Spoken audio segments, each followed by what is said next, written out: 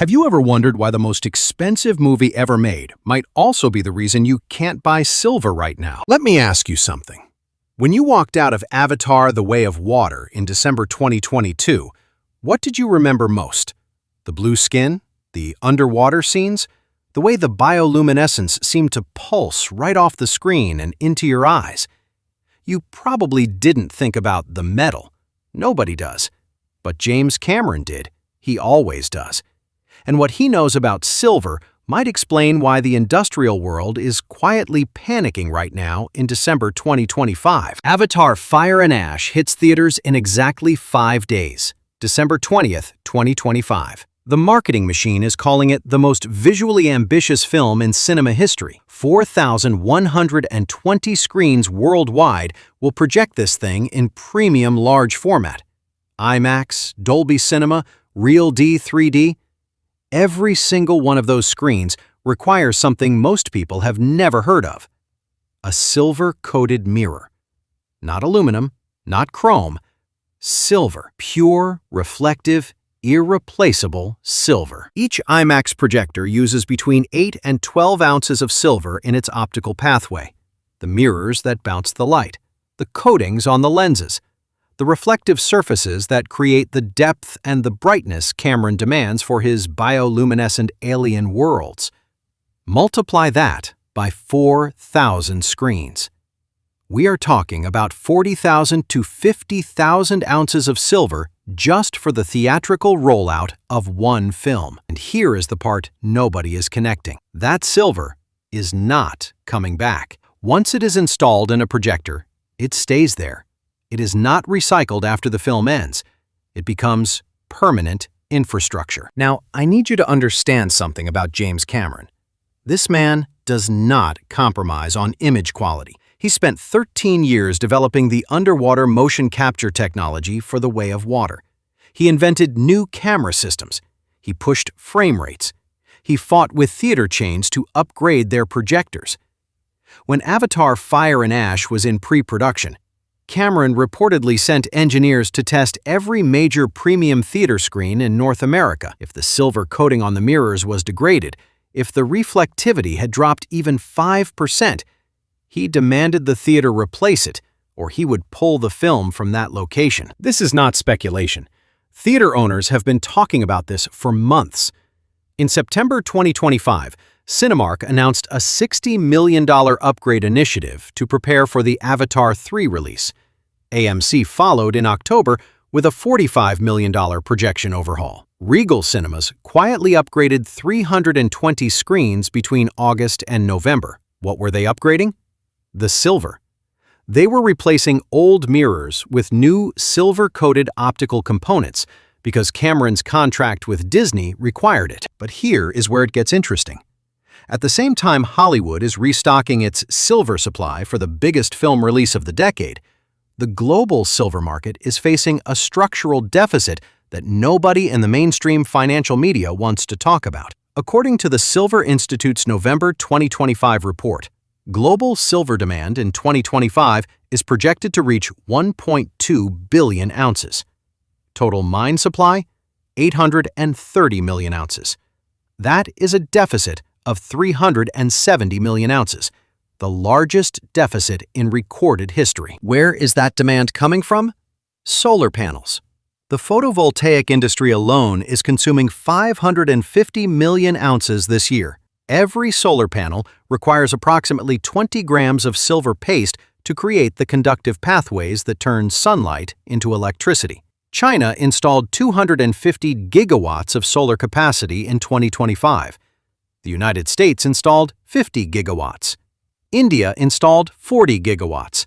That is an explosion in silver consumption that makes Hollywood's 40,000 ounces look like pocket change. But stay with me, because Hollywood's demand is the signal, not the noise. Let me explain something about industrial silver consumption that most people do not understand. When a solar manufacturer or a film studio needs silver, they do not go to the spot market and buy coins. They go directly to refineries. They purchase industrial bars, 1,000-ounce bars. They have contracts, they have supply agreements, And right now, in December 2025, those contracts are being strained in ways we have not seen since the 1970s. On December 9th, 2 days ago, Heraeus Precious Metals, one of the largest silver refiners in the world, updated their delivery terms on their website. New orders for silver granules and powders, the kind used in solar manufacturing and electronics, now have a lead time of 16 to 20 weeks. That is 4 to 5 months. In March 2025, the same products had a lead time of 4 weeks. What happened between March and December? Demand went vertical, while mine supply stayed flat. The solar boom is the obvious culprit. But there is a second wave of demand that almost nobody is tracking: artificial intelligence data centers. Every AI server farm requires silver-plated connectors and silver-bearing thermal interface materials to manage heat dissipation. In 2024, data center construction consumed 18 million ounces of silver. In 2025, that number is projected to hit 35 million ounces. Why? Because of the AI arms race. Microsoft, Google, Amazon, and Meta are building massive new data centers to power their large language models and generative AI tools. OpenAI's new training facility in Texas reportedly required 200,000 ounces of silver just for the electrical infrastructure. But we are not here to talk about data centers. We are here to talk about Avatar, because Avatar is the visible tip of a very deep iceberg. When James Cameron decided that Fire and Ash would be the most visually immersive film ever made, he did not just set a creative standard, he set an industrial standard. Every studio with a big-budget franchise is now scrambling to match the visual quality of Avatar. Disney's upcoming Marvel films, Warner Brothers' DC slate, Universal's Fast and Furious finale. They are all demanding premium, large-format releases. They are all requiring upgraded projection systems, and they are all consuming silver. In August 2025, the National Association of Theater Owners released a report stating that premium large-format screens now account for 32% of total box office revenue in North America, despite representing only 11% of total screens. Translation: theaters are investing heavily in these premium systems because that is where the money is. And every single one of those systems requires silver-coated optics. Now, let's talk about the supply side. Where does this silver come from? 80% of silver is mined as a byproduct of other metals: lead, zinc, copper, gold. Only 20% comes from primary silver mines. This is crucial. It means that silver supply is not very responsive to price. If the price of silver doubles, a copper mine in Peru does not suddenly produce more silver. They produce the same amount of copper, and the silver just comes along for the ride. This creates a lag, a slow response time. And in a market where demand is spiking, slow response time means shortages. Mexico is the world's largest silver producer. In 2024, Mexico produced 190 million ounces. But Mexican mining output has been declining. Environmental regulations have tightened. Permitting for new mines takes years. Existing mines are going deeper, which increases costs. And here is the kicker. In July 2025, the Mexican government announced a new export review process for strategic minerals, including silver. They are not banning exports, but they are adding paperwork and delays. Why? Because Mexico is building its own solar manufacturing sector, and they want to ensure domestic supply. Peru is the second largest producer, 110 million ounces in 2024. But Peru has been dealing with social unrest and mining protests throughout 2025. Several major mines faced temporary shutdowns due to blockades. China, the third largest producer, is keeping more silver domestic to feed its solar panel production, which is the largest in the world. So, mine supply is constrained, refining capacity is maxed out, and demand is exploding from multiple directions simultaneously: solar, electronics, data centers, and yes, Hollywood. Each sector on its own might be manageable, but all of them hitting at the same time creates what market analysts call a squeeze. Let me give you a historical parallel. In 1979 and 1980, the Hunt brothers famously tried to corner the silver market. They bought massive quantities of physical silver and futures contracts, driving the price from $6 an ounce to $50 an ounce in a matter of months. The market eventually collapsed when regulators changed the rules, but the lesson was clear. Silver markets are thin. It does not take much concentrated demand to move the price dramatically. We are not in a corner situation right now. What we are seeing is something potentially more powerful: organic industrial demand that cannot be turned off. A solar panel factory cannot just decide to stop using silver. An AI data center cannot just switch to a different metal. And James Cameron cannot just decide to release Avatar Fire and Ash on lower quality projectors. The demand is structural. It is baked into the infrastructure of the modern economy. Here is where it gets really interesting. The photography industry used to be the largest consumer of silver. Photographic film and paper used silver halide crystals. At the peak in 1999, photography consumed 267 million ounces of silver per year. But then, digital cameras happened. By 2010, photographic demand had collapsed to 60 million ounces. By 2020, it was negligible. This was the greatest silver demand destruction event in history. For 2 decades, the market had this enormous source of recycled silver as old film and paper were processed and the silver was recovered. That recycling stream has now dried up. There is no more film to recycle. And the silver that used to go into film is now going into solar panels and electronics. Except, there is one small corner of the film industry that never went digital: high-end cinema projection. IMAX cameras still shoot on film for certain applications. 70mm IMAX film uses silver halide emulsion. James Cameron shot portions of Avatar: The Way of Water on film. Not everything, but key sequences. Why? Because film has a resolution and a color depth that digital still struggles to match for certain applications, especially when you are projecting on a screen that is 8 stories tall. So we have this fascinating paradox. The technology that killed silver demand in the 1990s, digital photography, has now created new industries like solar and AI that are consuming more silver than photography ever did. And the one filmmaker who is keeping film alive, at least partially, is also the filmmaker demanding the highest quality silver-coated projection systems in every theater showing his movies. There is another angle here that almost nobody is discussing. The green energy transition is not just about solar panels.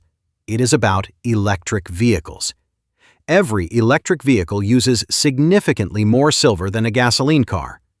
A traditional internal combustion engine car uses about half an ounce of silver. An electric vehicle uses between 1 and 3 ounces, depending on the model. In 2024, global EV sales were 14 million units. In 2025, sales are projected to hit 18 million units. That is an additional 4 million vehicles consuming an extra 2.5 ounces each. That is 10 million ounces of new demand just from the EV sector growth this year. Then there is 5G infrastructure. Every 5G base station requires silver-bearing components. China alone installed 1.5 million 5G base stations in 2025. The United States installed 200,000. Europe installed 300,000. Each base station uses approximately 2 to 4 ounces of silver in connectors, antennas, and circuit boards. Are you starting to see the pattern? Silver is embedded in everything that defines the modern technological economy, and the consumption is accelerating, but the supply is not. This is why refineries like Heraeus are stretching their delivery times. This is why industrial buyers are locking in long-term supply contracts. And this is why a filmmaker like James Cameron, who needs his silver-coated mirrors to be perfect, had to make sure his studio secured the supply months in advance. Let me tell you about something that happened in October 2025 that did not make major headlines, but probably should have. The Shanghai Gold Exchange, which also trades silver, reported that its physical silver inventories dropped to a 5-year low. They were sitting at 800 tons in January 2025. By October, they were down to 320 tons. That is a 60% decline in available inventory in 10 months. At the same time, premiums for physical silver over the spot price in Asia started spiking. In South Korea, buyers were paying $4 per ounce over spot just to secure delivery. In India, the premium hit $5. Why does this matter? Because it shows the divergence between the paper price, the number you see on financial websites, and the physical price, what you actually have to pay to get metal in your hand. When that spread widens, it is a sign that the paper market is disconnected from reality. People want the actual metal, not a promise of metal. Hollywood's demand for silver is microscopic compared to solar or electronics, but it is a perfect metaphor for what is happening across the entire industrial landscape. Quality matters. Performance matters. There is no substitute for silver in high-performance applications. You cannot make a cheaper mirror for an IMAX projector.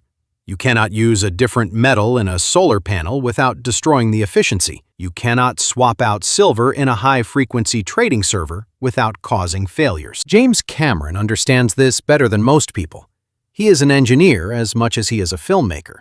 He built deep-sea submersibles. He understands material science. When he chose silver-coated optics for his film projection requirements, he was not making an aesthetic choice. He was making a technical choice based on the physics of light reflection. Silver has the highest reflectivity of any metal across the visible spectrum. Aluminum is cheaper, but it is less reflective. Gold is more chemically stable, but it has a yellowish tint. Silver is the only metal that gives you pure, neutral, maximum reflectivity. For a filmmaker obsessed with color accuracy and brightness, there is no other option. And here is the thing. Cameron is not alone. Every high-end manufacturing process in the world is making similar calculations. Silver is not chosen because it is pretty. It is chosen because it works better than anything else for specific applications. That is why demand is inelastic. That is why the market is tight. And that is why we are seeing delivery delays and rising premiums despite a spot price that has been relatively range-bound for most of 2025. The spot price of silver closed at $28.40 per ounce on December 11, 2025. That is up from $23 at the start of the year, but it is not a dramatic move considering the supply deficit we are facing. Why is the price not higher? Because the paper market, the futures contracts, and the ETFs still dominate price discovery. Hedge funds and banks trade massive quantities of silver futures without ever touching physical metal. This keeps the price suppressed relative to the physical shortage. But there are cracks forming. In November 2025, the premium for physical silver eagles, the most popular retail silver coin, hit $8 over spot. That means if spot is $28, you are paying $36 for a physical coin. That is a 28% premium. Historically, premiums run between $2 and $4. When premiums double or triple, it is a sign that the physical market is under stress. Industrial buyers are starting to feel this too. A solar manufacturer in California told Reuters in November that their silver paste supplier could not guarantee delivery for Q1 2026 orders. The supplier said, quote, "We are seeing unprecedented demand, and our ability to source refined silver at contracted prices is becoming challenged." That is corporate speak for, "We cannot get enough silver." Now, let me circle back to Avatar, because there is one more piece of this puzzle that is absolutely fascinating. James Cameron has been one of the most vocal advocates for environmental sustainability in Hollywood. He is vegan. He promotes plant-based diets. He has invested in green technology companies. His production company has committed to carbon-neutral filmmaking. And yet, the technology that makes his films possible, the silver-coated mirrors, the high-efficiency projection systems, all of it relies on mining. You cannot make silver from plants. you have to dig it out of the ground. This is the paradox of the green energy transition that nobody wants to talk about openly. Going green requires massive amounts of mining. Solar panels need silver. Wind turbines need rare earth elements. Electric vehicle batteries need lithium, cobalt, nickel. The infrastructure of a low-carbon future is incredibly metal-intensive, and we are discovering that we have underestimated the demand and overestimated the supply. Cameron is not ignorant of this. In a 2024 interview, he acknowledged that the environmental cost of filmmaking is significant and that the industry needs to do better. But he also said that storytelling about environmental themes, like Avatar does, has the power to change hearts and minds in ways that direct advocacy cannot. He believes the films are worth the resource cost because they inspire millions of people to think differently about nature and technology. Whether you agree with that or not, the reality is that Avatar: Fire and Ash will consume tens of thousands of ounces of silver in its theatrical rollout. And that silver is coming from the same constrained supply chain that is feeding the solar industry, the electronics industry, and every other high-tech sector. There is a broader question here about resource allocation and priorities. Should silver go into movie projectors or solar panels? Should it go into jewelry or data centers? In a free market, price is supposed to answer that question. The highest value user gets the silver. But when demand is spiking across every sector simultaneously, the price signal gets noisy. Buyers are not just competing on price, they are competing on relationships, on contracts, on supply chain leverage. Disney, the studio behind Avatar, has enormous purchasing power. When they need silver-coated mirrors for 4,000 theater screens, they are not shopping around for the best price on the spot market. They have long-term relationships with optical component manufacturers. They locked in supply months or years ago. The same goes for solar manufacturers and electronics companies. The big players secure their supply. The small players scramble. This dynamic creates a two-tier market: the contract market, where the big industrial users operate, and the spot market, where smaller buyers and investors trade. And right now, those two markets are starting to price silver differently. The contract market is seeing rising premiums and extended delivery times. The spot market is seeing increased volatility and widening bid-ask spreads. What does this all mean? It means that silver is transitioning from a commodity that was oversupplied and underloved for decades into a critical industrial material that is structurally undersupplied at current prices. The market is adjusting, but slowly. Prices are rising, but not as fast as the fundamentals would suggest they should. James Cameron did not cause the silver shortage, but his film is a perfect illustration of how embedded silver has become in modern technology. From the screens that show his movies, to the servers that render the visual effects, to the solar panels that power the studios, silver is everywhere. And the more our economy moves toward high-tech, high-efficiency, high-performance systems, the more silver we need. Avatar: Fire and Ash will be the biggest film of December 2025, and likely one of the biggest films of all time. Audiences will be dazzled by the bioluminescent forests and the flying creatures and the emotional depth of the story. But beneath the spectacle, there is a material reality: 40,000 ounces of silver making sure every pixel is bright, every color is accurate, every frame is perfect. That silver is not coming back. And the next blockbuster will need its own supply. And the one after that, and the one after that. Meanwhile, solar installations continue to break records. Data centers continue to expand. Electric vehicles continue to roll off assembly lines. The demand curve is pointing up. The supply curve is flat. And somewhere in that gap, the price of silver is trying to find its true level. This is not a story about investing. This is a story about the hidden infrastructure of modern life. The materials we do not see but cannot live without. The metals that make our technology work. And the quiet crisis that happens when everyone needs the same thing at the same time, and there is not quite enough to go around. So, when you sit in that theater on December 20th and watch Avatar: Fire and Ash in crystal clear IMAX, remember the mirrors. Remember the silver. And remember that the most expensive movie ever made is expensive not just because of the actors and the effects, because of the materials.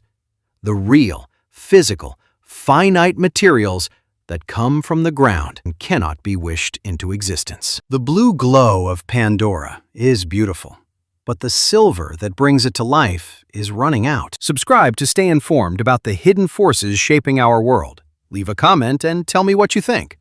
Did you know about silver's role in cinema? What other invisible materials power the technology you use every day? Let's talk about it.